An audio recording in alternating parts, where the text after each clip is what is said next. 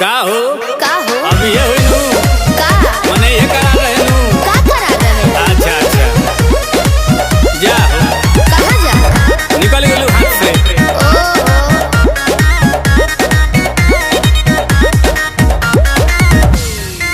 कि सभे पावे तोर फंड सरकारी रे बोलू कहिया हमारे आई बारी रे अरे लाइन में खड़ा भले भले गोड़ दुखा गई कि सभे पावे तोर फंड सरकारी रे बोलू कहिया हमारे आई बारी रे के तोनो बताया उहे बटकाया नया महसूस करबे हे कही चीज हुई आप का बोलू कितना के खुश करबे और के कह के कर मन रखबे बोलू के मायूस करबे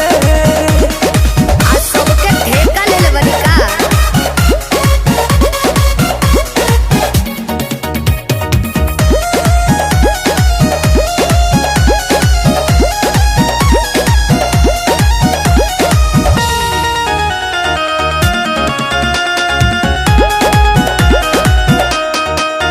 धर्मशाला के हटे भोजना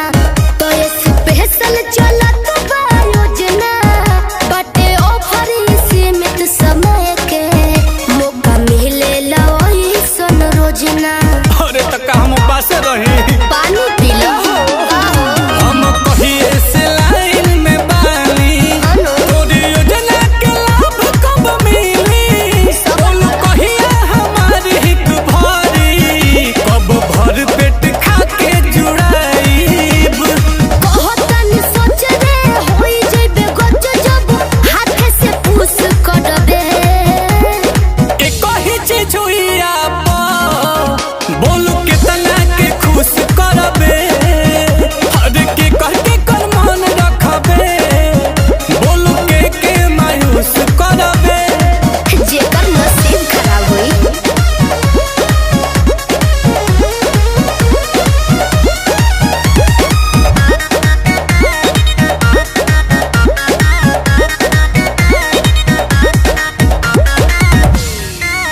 रोज रोज खुले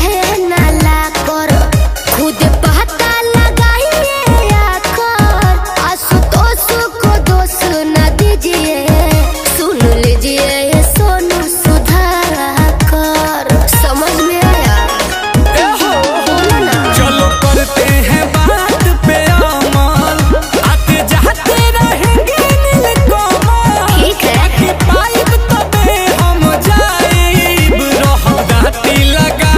के जमल देखो भबीर जुबानी में बसिर जब मन पर टूस करबे एक ही चीज हुई आप बोलू कितना के खुश करबे और के कह के कर मन रखबे बोलू के मायूस करबे अरे चुप रहो, सबर के फल मीठा होला।